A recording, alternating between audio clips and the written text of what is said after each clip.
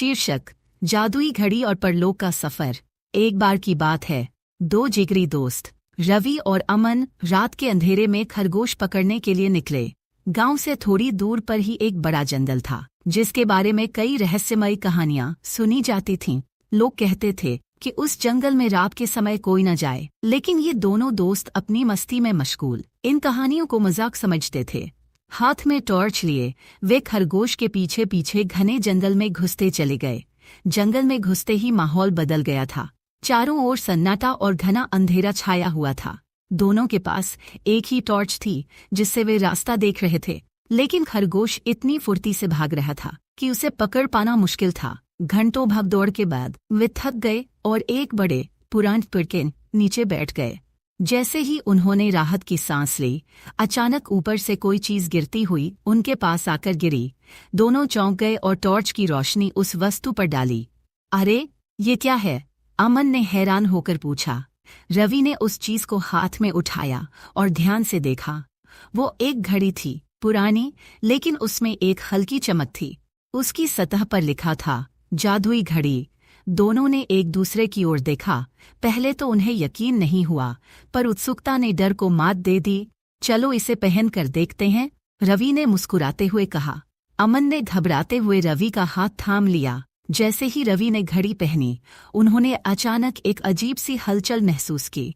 चारों ओर तेज रोशनी फैल गई और कुछ ही पलों में दोनों एक बिल्कुल नई, अजनबी जगह पर पहुंच गए। वो जगह किसी सपनों की दुनिया जैसी लग रही थी। चारों ओर ऊंचे ऊंचे पेड़ थे, जिनकी पत्तियां चमक रही थीं, जैसे किसी ने उन पर जादू बिखेर दिया हो। पेड़ हरे, नीले और सुनहरे रंग के थे, जिनकी पत्तियों से दूधिया रोशनी निकल रही थी। जमीन पर हल्की नीली धुंध बिछी हुई थी और आसमान में छोटे छोटे चमकते तारे मानो बहुत पास नजर आ रहे थे। इस जगह का हर कोना रहस्यमयी और मंत्रमुग्ध करने वाला था। अचानक दोनों दोस्तों को कुछ आवाजें सुनाई दी। उन्होंने मुड़कर देखा और एक झटके से पीछे हट गए। वहां ऐसे जीव खड़े थे जो उन्होंने कभी नहीं देखे थे। ये जीव किसी एलियन जैसे थे। 3 आंखें, लंबे कान और उनकी त्वचा चमकदार नीले और गुलाबी रंग की थी। वे अजीब सी आवाज में बातें कर रहे थे और उनके हाव भाव भी मनुष्यों से बहुत अलग थे। दोनों दोस्त एक दूसरे को हैरानी से देख रहे थे। समझ नहीं आ रहा था कि ये सपना है या हकीकत। रवि ने धीरे से कहा, यार, ये तो किसी परलोक जैसी जगह है। हमने तो सोचा था बस एक खरगोश पकड़ेंगे, और यहाँ देखो हम कहाँ आ गए। अमन ने कहा, मुझे तो समझ नहीं आ रहा कि हम यहाँ कैसे पहुँचे। क्या ये सच में वही जादुई घड़ी थी? इतने में एक धीमी रहस्यमयी आवाज गूंजने लगी।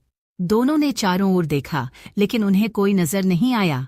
वो आवाज कह रही थी, ये जंगल केवल दिन में ही दिखाई देता है। सूरज की पहली किरण के साथ ये पेड़ गायब हो जाते हैं, ताकि बाहरी लोग इस जादू को कभी न समझ पाएं। दोनों दोस्त आश्चर्यचकित रह गए। तभी उन्होंने देखा कि उनके सामने एक चमकती हुई परछाई प्रकट हो गई, जो किसी भी इंसान से ऊंची थी और सुनहरी आभा बिखेर रही थी। उसने कहा, मैं इस जंगल का रक्षक हूँ। जादुई घड़ी ने तुम्हें याद रखना। सूरज उगने से पहले अगर तुम वापस नहीं गए तो तुम हमेशा के लिए यहीं फंस जाओगे। अमन ने कांपते हुए पूछा, तो हमें यहाँ से कैसे वापस जाना होगा? रक्षक ने कहा, वापसी के लिए तुम दोनों को घड़ी का बटन दबाना होगा। लेकिन ध्यान रखना, अगर सुबह हो गई तो ये घड़ी अपना जादू खो देगी। रवि ने अमन का हाथ पकड़ा और बोला, हमें जल्दी से वापस चलना चाहिए। यह जगह जितनी खूबसूरत है उतनी ही रहस्यमयी भी। दोनों दौड़ते हुए उसी रास्ते की ओर भागे जहां से आए थे।